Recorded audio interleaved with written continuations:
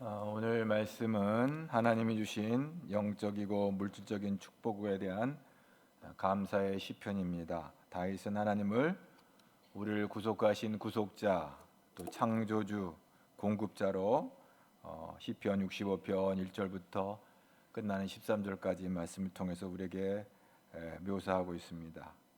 오늘 시편 65편 1절 말씀을 다 같이 한번 보겠습니다. 하나님이여 찬송이 시온에서 주를 기다리온 사람의 소원을 주께 이행하리. 찬송이 시온에서 주를 기다린다. 무슨 뜻일까요? 찬송이 사람입니까? 무엇을 기다릴까요? 이것은 지정된 시간에 찬송을 부르기 위해서 성전에 머물러 있던 레인들의 마음 상태를 빌려온 표현입니다. 오늘 하나님 앞에 우리 찬양대가 아름다운 찬양을 올려드렸는데, 우리가 찬양하기 시작 전에 이제 찬양을 준비했잖아요. 그 시간이 되면 그 시간에 맞춰서 하나님께 찬양을 올려드리는 거죠. 시편 134편 1절에 보라 밤에 여호와의 성전에 서 있는 여호와의 모든 종들아 여호와를 송축하라. 성소를 향하여 너의 손을 들고 여호와를 송축하라. 구약 시대의 이스라엘 백성들은 찬양을 할 때 굉장히 다이나믹한 걸 보여요. 우리야 입을 이렇게 하나님 앞에 찬양하면 손을 들고 찬양해요. 굉장히 액티브한 소극적인 찬양이 아니라 마음의 그 기쁨과 그 감격을 온몸으로 이렇게 표현하는, 물론 악기를 동원해서도 하고 온 바디, 이 몸을 통해서 손을 들고 하나님을 찬양하는 거예요. 하나님의 백성들이 하나님께 찬송하기를 간절히 기다리는 이런 모습이 나오고 있습니다. 여기서 기다린다고 한다는 이 말은 뭘까? 기다린다. 하나님의 백성이 하나님께 찬송하기를 간절히 기다린다. 앞에 제가 잠깐 말씀드렸지만 찬양대가 찬양을 하기 위해서 일어섰어요. 주의자가 이제 주의의 그 시작을 알리기 전 바로 그 순간이에요. 침묵. 준비돼 있어요. 내가 하나님을 찬양할 그 준비가 이제 훈련이 다 됐고 준비되는 찬양인데 이제 사인만 나면 바로 터져 나오는 거예요. 바로 그거에 기다린다는 거예요. 이 누미야, 침묵이라는 뜻이 있어요. 기다린다는 뜻이 침묵. 침묵이 무슨 의미가 있을까? 주께 대한 찬양이 침묵입니까? 그렇게도 말할 수 있는데, 침묵으로 묵상 가운데 찬양을 준비한 거예요. 이제 하나님의 시간이 되면 바로 터져 나오는 거예요. 우리 안에 악한 것이 있으면 악한 것이 터져 나오고, 우리 안에 하나님을 찬양하는 찬양함이 있다면 찬양이 터져 나오는 거예요. 하나님의 백성들의 마음에 찬송이 준비되어 있다고 하는 것입니다. 이게 얼마나 복된 일인지 몰라요. 여러분, 우리가 한 주간 살아가는 날 동안에 뭐가 여러분 마음속에 준비되어 있습니까? 준비되어 있는 것들이 다 토해져 나오는 것들이에요. 찬양이 준비되어져 있고 기도가 준비되어져 있는 사람, 기도가 터져 나오고 찬양이 터져 나오는 거예요. 하나님께서 무슨 말씀을 하시든지 은혜 받을 준비가 되어 있는 거예요. 오늘 목사가 설교를 잘하면 은혜 받고, 그게 아니에요. 설교 잘하고 못하고 상관없어요. 하나님이 어떤 말씀을 선포하든지 이미 은혜 받을 준비가 다 되어 있는 거예요. 우리에게서 가장 중요한 시간은 하나님의 은혜를 기다리는 시간입니다. 하나님을 기다리면서 우리 자신을 되돌아보는, 우리의 연약함과 불신함과 불순종과 하나님 보시기에 악함을 되돌아보고 회개하는 거예요. 그래서 복은 하나님과의 백성의 바른 관계에서 시작되는데, 하나님의 백성들의 마음이 간절하게 하나님의 은혜를 사모하는 것, 바로 복의 축복의 시간이 시작이 되는 거예요. 그래서 한 걸음 더 나아가 사람이 소원을 주께 이행하리라, 이 말씀은 무언가를 위해 기도했고 그 기도 가운데 하나님께 영광을 돌리겠다고 약속을 했어요. 하나님, 내 기도 들어주시면 내가 이렇게 살겠습니다, 소원을 했어요. 그리고 하나님이 그들의 기도에 응답하셨을 때 그들이 소원했던 의무를 다하기 위해서 성소에 들어가 그 약속을 지켰다라고 이렇게 말하고 있습니다. 시편 65편 2절 말씀을 다 같이 봅니다. 기도를 들으시는 주여 모든 육체가 주께 나아오리. 찬송의 의무를 이행해야 될 근본적인 이유가 뭐예요? 우리가 왜 찬송해요? 우리의 기도를 들으시는 주님이란 말이에요. 다윗의 이 체험적인 고백입니다. 다윗이 어려운 가운데 기도할 때마다 언제나 신실하게 응답하시는 하나님의 역사를 체험했어요. 그건 하나님이 다윗을 사랑한다는 증거가 되어버렸어요. 오늘 하나님은 기도에 응답하시는 분인 것을 믿을 수 있기를 바랍니다. 하나님은 성도의 진실한 간구를 외면하지 않으세요. 그래서 예수님께서 마태복음 7장 9절에 뭐라고 그랬어요? 너희 중에 누가 아들이 떡을 달라면 돌을 주겠느냐? 떡을 달라고 하는데 돌을 줄 아버지가 어디 있겠느냐? 이렇게 예수님께서 말씀하시는 거예요. 예수님께서는 당신의 이름으로 구하면 응답하실 것이고 또한 기쁨을 허락하실 것을 말씀하십니다. 요한복음 16장 24절에 구하라 그리하면 받으리라. 아멘. 이번 한 주간도 기도에 응답받는 여러분 되기를 축복합니다. 이러한 은혜는 몇몇 사람들에게만 국한된 게 아니에요. 몇몇 특별한 사람들에게만 허락되는 게 아니에요. 오늘 모든 육체가 기도를 들으시는 주여 모든 육체가 주께 나아오리다. 여러분 우리 육체는 먹어야 되죠. 입어야 되죠. 또 거처가 있어야 되죠. 의식주가 해결돼야 되잖아요. 모든 육체가 주께 나아오리다. 우리는 이 세상에 살아가는 날 동안에 영적인 축복도 받지만 하나님께서 우리가 육체로 살아가는 날들의 삶도 하나님이 지켜주셔야 되고 붙잡아 주셔야 사는 줄로 믿습니다. 오늘도 하나님이 우리의 건강 지켜주셔서 이 추운 날 가운데도 이른 아침부터 하나님의 성전으로 마음을 모으고 주일 성수의 귀한 자리에 참여한 여러분을 축복합니다. 이것이 복받는 자리인 줄로 믿습니다. 요한복음 14장 13절에 너희가 내 이름으로 무엇을 구하든지 내가 행하리라 말씀하십니다. 이는 아버지로 하여금 아들로 말미암아 영광을 받으시게 하렵니다. 예수 그리스도 이름으로 구할 때 예수 그리스도 이름으로 응답받는 것은 하나님께 영광이 되는 줄로 믿습니다. 그러므로 하나님 앞에 기도함으로 나아가라는 거예요. 기도를 들으시는 주여 모든 육체가 주께 나아간다라고 말하는 것입니다. 그런데 여기 안타까운 곳이 있어요. 3절 말씀, 이 안타까운 다윗의 모습을 한번 다 같이 봅니다. 죄악이 나를 이겼사오니 우리의 허물을 주께서 사하시리. 공동 번역에는 이렇게 돼 있어요. 우리가 지은 죄가 힘겹도록 무거우니 당신이 그것을 씻어주세요. 이렇게 기도해요. 이 말은 자신이 지은 죄가 힘겹도록 무겁다는 거죠. 자기가 감당할 수가 없다는 거죠. 죄의 포로가 되어서 더 이상 자유롭지 못하다고 하는 것이죠. 이것은 다윗의 사건 속에서 이 기도쟁이, 이 찬송쟁이 다윗도 살아온 날 가운데 가슴 아픈 사건들이 있는 거예요. 하나님 앞에 범죄한 일들이 있는 거예요. 그런데 그러한 범죄를 경험하고 나서 철저히 자신이 죄인임을 깨닫게 되는 거예요. 이게 중요한 거예요. 우리가 죄를 짓는 거 연약하기 때문에 죄를 짓지만 그 죄를 통해서 우리가 깨닫는 것이 있어야 되는데 철저히 내가 죄인임을 깨달아야 되고 내 힘으로는 이 죄의 문제를 해결할 수 없다는 것을 깨닫게 된다면 은혜가 되는 줄로 믿습니다. 다윗 왕은 스스로 죄 문제를 해결할 수가 없었습니다. 그가 하나님께 나가 애통하며 죄를 회개했을 때 그때 하나님께서 은혜로 그의 죄를 사하여 주셨습니다. 그래서 우리의 허물을 주께서 사하시리이다 이렇게 말합니다. 우리의 죄의 문제는 주님만이 해결해 주신 줄로 믿습니다. 그래서 시편 32편에 이런 기가 막힌 고백을 다윗이 올려드려요. 허물의 사함을 받고 자신의 죄가 가려진 자는 복이 있다. 아멘. 그렇습니다. 죄를 지으면 죄인이잖아요. 근데 그 죄의 사함을 받게 되면 복 있는 삶이 되는 거예요. 이 얼마나 감사한 일인지. 그 죄가 가려진 자가 복이 있다고 말하는 것입니다. 오늘 여기에 나와 있는 저와 여러분도 예수의 보혈의 그 보혈의 능력으로 우리 죄가 씻김을 받고 죄가 가려짐으로 하나님의 아들로 딸로 세움을 받은 줄로 믿습니다. 오늘 여기서 사함이라고 하는 이 말씀, 허물의 사함을 받고 할 때 이 사함, 이게 현재형인데 하나님께서 과거에도 우리를 용서하셨지만 지금도 용서하시고 앞으로도 우리의 허물을 용서하실 것이라는 것입니다. 예수님은 어제나 오늘이나 영원토록 변함이 없으십니다. 하나님은 누구든지 예수 앞에 나오면 용서해 주시는 용서의 하나님이십니다. 사람은 그렇게 할 수 없어요. 사람은 뒤끝이 얼마나 장렬한지 몰라요. 근데 하나님은 다 품으세요. 요한일서 1장 9절에 요한은 그렇게 고백합니다. 만일 우리가 우리 죄를 자백하면 그는 미쁘시고 의로우사 우리 죄를 사하시며 우리를 모든 불의에서 깨끗하게 하실 것이요. 할렐루야. 주님은 우리의 죄를 자백하면 죄를 용서해 주신다고 그랬어요. 그뿐 아니라 기억하지 않는다고 그랬어요. 문제 삼지 않겠다고 그랬어요. 인간들은 얼마나 문제를 삼습니까? 기억하고 집요하게 문제를 삼습니다. 그러나 우리 하나님은 기억도 하지 않겠다. 문제 삼지 않겠다. 다 덮어주시겠다. 이게 은혜인 줄로 믿습니다.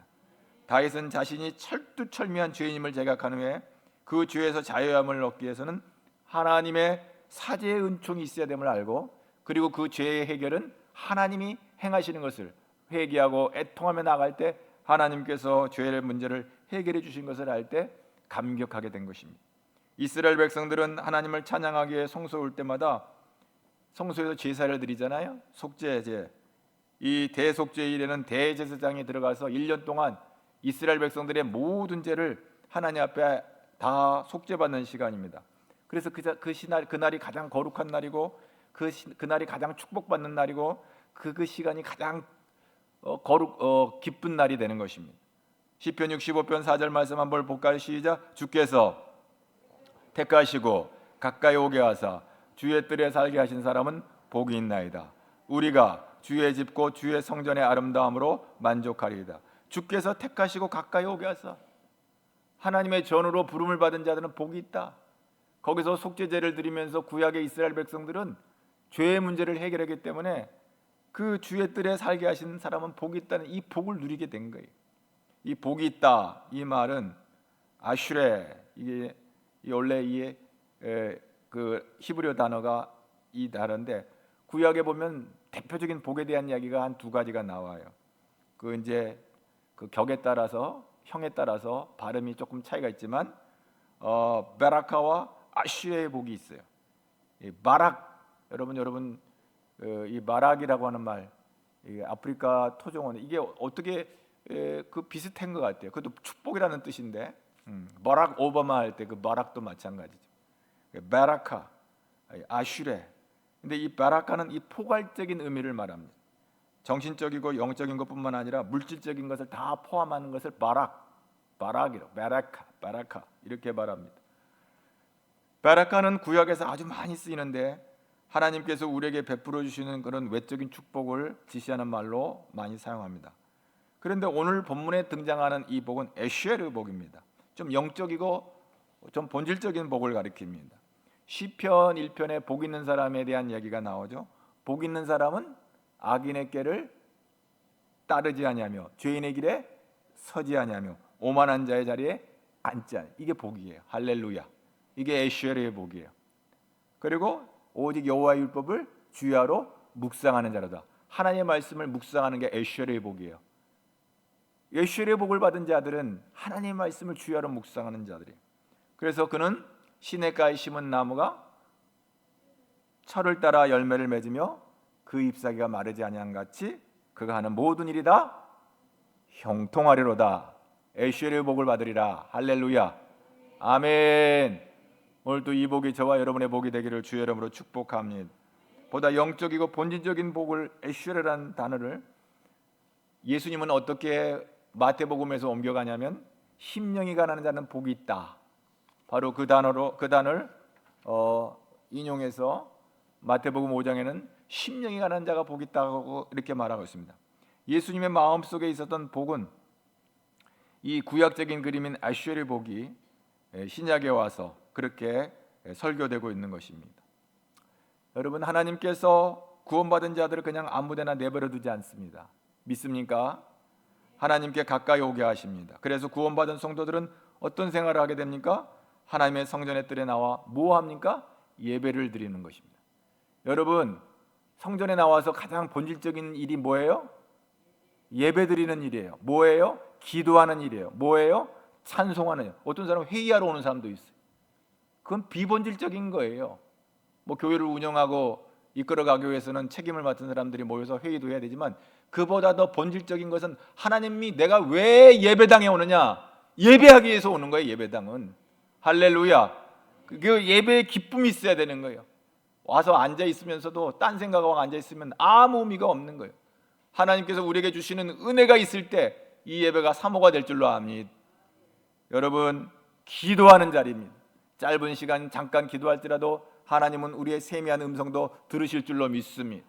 우리가 하나님을 찬송할 때 우리 하나님은 그 찬송을 들으시는 줄로 믿습니다. 아멘. 그렇습니다.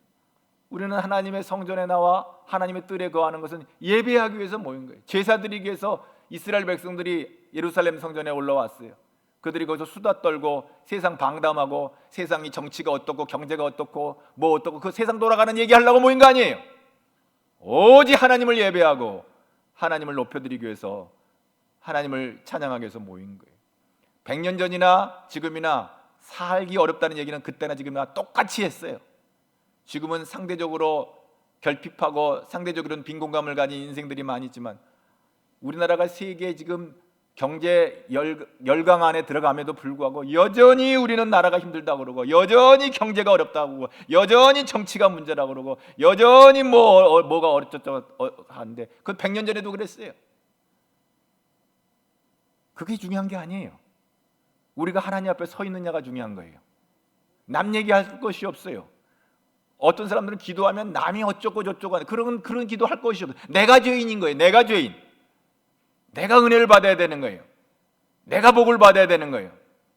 그러므로 우리는 하나님 앞에 나올 때 예배로 승리하는 주께 가까이 주의 뜰에 거하는 자가 복이 있다는 것처럼 주의 성전에 나와 하나님께서 우리에게 약속하신 복을 누리는 저와 여러분 되기를 축복합니다. 오늘 말씀 가운데 놀라운 얘기를 하고 있어요. 하나님께서 우리를 어떻게 도우시는지 시편 65편 6절 말씀을 다 같이 또 봅니다. 주는 주의 힘으로 산을 세우시며 권능으로 띠를 띠시며 7절 바다의 설렘과 물결의 흔들림과 만민의 소요까지 진정하시나이다. 하나님은 자연계를 만드셨을 뿐만 아니라 온 만물을 관리하시고 섭리하시고 운영하세요. 우주 만물을 하나님의 손에 의해 창조되었어요. 그가 운행하시는 그분의 능력에 따라 진행되고요. 우주 만물을 다스린다는 거예요. 그래서 어떤 일이 벌어지나요? 8절 볼까요? 땅 끝에 사는 자가 주의 징조를 두려워하나이다. 주께서 아침이 되는 것과 저녁이 되는 것을 즐거워하게 하시며, 땅 끝에 사는 자가 주의 징조를 두려워하나이다. 땅 끝에 사는 자란 지금까지 전혀 하나님을 모르고 살던 사람이에요. 그러면 그들에게 복음의 증거가 되어서 하나님을 믿게 됐을 때 하나님께서 이제 놀라운 일을 행하시는 것이죠. 사도행전 1장 8절에 뭐라고 나왔어요? 하나님이 세상을 이처럼 성령이 너에게 임하시면 너희가 권능을 받고 예루살렘과 온 유대 사마리아 땅끝까지. 복음을 받지 못한 땅끝이 있어요. 그 복음을 받은 땅끝이 어떻게 되는 거예요? 그 땅끝에 있는 사람들이 어떻게 되는 거예요? 복음을 받지 못하면 정말 어렵고 힘들지만 복음을 받아들이면 낮과 밤이 즐거워지는 거예요. 할렐루야. 그래서 오늘 우리는 땅끝까지 복음을 전하는, 성령 받은 사람들, 성령의 권능을 힘입은 사람들이 그 복음을 전함으로 오늘 우리에게까지도 복음이 전해진 줄로 믿습니다. 2000년 전에 성령 받은 사람들이 그 성령의 권능을 힘입고 오늘 2000년 지난 오늘 우리에게까지 이 땅끝까지 복음이 증거된 거예요. 놀라운 일입니다. 그리고 하나님께서 아침과 저녁이 연장되는 것은 하나님의 긍휼과 자비입니다. 여러분, 우리의 땅끝이 어디에 있습니까? 여러분, 우리 부모 형제 가운데 아직도 예수를 믿지 않은 자들이 있으면 하나님의 그들의 생명을 연장시키시는 것은 하나님의 긍휼과 자비인 줄로 믿습니다. 그 시간을 활용해서 우리는 복음을 증거하고 그 영혼이 이 세상 떠나기 전에 반드시 예수 믿고 천국 가도록 우리는 그 사명을 감당하는 저와 여러분 되기를 축복합니다. 하나님이 베푸신 그 긍휼과 자비를 선용할 수 있기를 바랍니다. 그래서 하루하루 사는 것이 복이 되는 것입니다. 오늘 하나님께서 또 놀라운 말씀을 8절과 9절에 말씀하고 있습니다. 다 같이 9절을 봅니다. 땅을 돌보사 물을 대어 심히 윤택하게 하시며 하나님의 강에 물이 가득하게 하시고 이같이 땅을 예비하신 후에 그들에게 곡식을 주시나이다. 팔레스틴은 물이 귀한 곳입니다. 물만 잘 공급되면 얼마든지 농사를 잘 지을 수가 있습니다. 그런데 하나님의 땅을 돌보기 위해서 이 하나님이 개입하시는 장면이 등장합니다. 신명기 28장 12절에 보면 그런 말씀이 있어요. 여호와께서 너를 위하여 하늘의 아름다운 복을 여사 내 땅에 때를 따라 비를 내리시고 내 손으로 하는 모든 일에 복을 주신다 그랬어요. 하나님께서 비를 내리셔야 농사도 되는 거예요. 팔레스틴 땅은. 그래서 땅을 돌보사 물을 대어 심히 윤택하게 하셨다 그랬어요. 그래 하나님의 강에 물이 가득하게 하셔서 땅 이같이 그들에게 곡식을 주셨다. 이 하나님의 강령이라는 게 뭘 말해요? 이 팔레스틴 땅은 11월과 2월에 한 차례 그때 비가 좀 와요. 그래서 1년을 살아갑니다. 그래서 이때 비가 오지 않으면 팔레스틴 땅은 농사짓기가 어려워요. 이 하나님이 주시는 이것은 그들의 생명과도 관련되어지는 거예요. 하나님의 강으로부터 공급되는 비가 내리지 않는다면 그 땅은 금세 사막으로 변하게 되고 마치 죄로 말미암아 사막같이 되어버린 우리의 심령같이 하나님의 공급되는 은혜의 담비를 얻지 못하면 죽음을 맛보길 수밖에 없는 거예요. 죽음을. 그런데 하나님께서 하나님의 강에 물을 가득하게 하신다 그랬어요. 여러분 2026년에 여러분의 영적으로 육적으로 하나님의 강에서 공급되시는 이 은혜의 물로 말미암아 여러분이 사는 역사가 있기를 축복합니다. 잘 되기를 바랍니다. 여러분 하는 모든 사업과 여러분 하는 모든 일들이 하나님이 공급하시는 힘으로 승리하기를 축복합니다. 10절 말씀을 다 같이 봅니다. 주께서 밭고랑에 물을 넉넉히 대사 그 이랑을 평평하게 하시며 또 담비로 부드럽게 하시고 그 싹에 복을 주시나이다. 물을 대 주셔야 되는 그 이랑을 평평하게 하시고 담비로 부드럽게 하시고 그 싹에 복을 주신다. 싹나게 하시는 분은 하나님이신 줄로 믿습니다. 그렇습니다. 밭고랑에 물을 넉넉히 대 마치 농사 짓는 것 같은 지금 모습이 등장하고 있습니다. 여러분 2026년 한 해 여러분이 영적으로 육적으로 풍성한 열매들이 맺어지기를 축복합니다. 그렇습니다. 여러분 하나님의 강에서 물이 가득하다 그래서 여러분 하나님의 강이 어디예요? 가디엘 중앙교회를 통해서 공급되어지는 말씀의 능력을 힘입어서 승리하기를 축복합니다. 하나님은 거칠고 메마른 우리의 마음밭에 때를 따라 흡족한 은혜 담비를 내려주셔서 우리의 심령을 옥토가 되게 하시고 열매 맺게 하시는 거예요. 11절 계속해서 봅니다. 주의 은택으로 한 해를 간시우시나니 주의 길에는 기름방울이 떨어지며 12절입니다. 들의 초장에도 떨어지니 작은 산들이 기쁨으로 띠를 띄었나이다. 13절 초장은 양떼로 옷 입고 골짜기는 곡식으로 덮였으며 그들이 다 즐거이 외치고 또 노래하리라. 풍성한 열매들이 지금 온 들판에 초장에 양떼와 곡식이 풍성함을 이렇게 묘사하고 있습니다. 뭐라 그래요? 주의 은택으로 한 해를 간시우사. 주의 은혜로 한 해를 간시우사. 여러분 하나님은 농사와 심지어 가축을 기르는 일에도 복을 주시는 분입니다. 하나님의 복이 모든 곳에 넘칩니다. 하나님께서는 우리의 바른 믿음에 서 있을 때 한없이 복 주시기를 기뻐하십니다. 물질의 풍년이든 영적 풍년이든 모든 것을 주시는 하나님이십니다. 이 하나님을 사랑합니까? 이 하나님 앞에 엎드려 기도할 수 있기를 바랍니다. 이 하나님 앞에 찬송할 수 있기를 바랍니다. 주께 더 가까이 나와 예배하기를 바랍니다. 하나님께서 금년 한 해 하나님의 은택을 간씌우셔서 은혜를 여러분에게 머리에 모자를 씌우듯이 막 은혜를 여러분에 부어주시는 거야. 예? 할렐루야. 그래서 1년이 풍성한 금년 2026년 세상 사람들은 어렵다 할지라도 믿음의 사람들은 여러분의 삶의 자리에 풍성한 은혜가 차고 넘쳐서 하나님 때문에 기쁘고 여기 오늘 초장에 사람들이 다 즐거이 외치고 노래했다 그러지. 풍성한 곡식과 그들의 열매 맺는 그런 것을 바라볼 때 그들은 노래 아니하니 알 수가 없어요. 그들은 노래했고 또 즐거이 외쳤다 그래요. 샤우팅한 거예요. 너무 좋다. 여러분, 여러분의 인생이 금년 한 해 좋은 인생 되기를 축복합니다. 옆 사람에게 그렇게 인사합시다. 좋은 인생 되길 바랍니다. 여러분, 하나님의 놀라운 은혜가 여러분에게 간을 씌우기를 축복합니다. 은혜의 모자를 쓰고 다니면 그냥 그 은혜로 사는 거예요. 할렐루야. 하나님께서 은혜의 모자를 딱 씌워주면 그냥 은혜로 사는 거예요. 우리의 지능으로, 지식으로, 우리의 머리로 사는 게 아니라 하나님의 은혜로 사는 거예요. 우리 가디엘 중앙교회 하나님의 은혜의 간을 씌우셔서 금년 안에 풍성한 열매가 맺어지는 그런 축복을 누리는 저와 여러분 되길 축복합니다. 축복을 주실 때는 늘 감사해야 돼요. 투덜거리고 불평하고 원망하는 자는 그 원망의 길로 망하는 길을 갈 것이고, 감사하고 하나님께 영광 돌리는 자는 하나님께 영광 돌리는 축복의 삶을 살기를 축복합니다. 하나님 감사합니다. 오늘 또 주의 앞에 나올 때 투덜거리고 원망해 삐죽거리는 인생이 있는가 하면 하나님 앞에 나올 때마다 기쁨으로 나와 예배하기를 즐거워하고 기도하며 찬송하기를 기뻐하는 자들이 있습니다. 하나님, 오늘 또 죄가 우리를 이기지 않도록 지켜주시고 날마다 다윗이 하나님을 찬양할 때 그 소산 곡식 그리고 그의 삶을 풍성하게 하신 것과 같이 오늘 또 다윗을 풍성하게 하신 하나님이 우리 가절중학교 모든 성도들의 삶을 풍성케 하여 주옵소서. 저들의 기업과 직장과 생업의 일터에 복을 내려 주시옵소서. 하는 모든 일이 하나님의 은혜에 간 씌우셔서 저들의 삶이 오직 하나님의 은혜로 승리하는 믿음의 가정들, 직장, 생업, 일터가 되도록 복을 내려 주시옵소서. 하는 일마다 예수 안에서 잘되게 하여 주시옵소서. 예수님 이름으로 기도하옵나이다.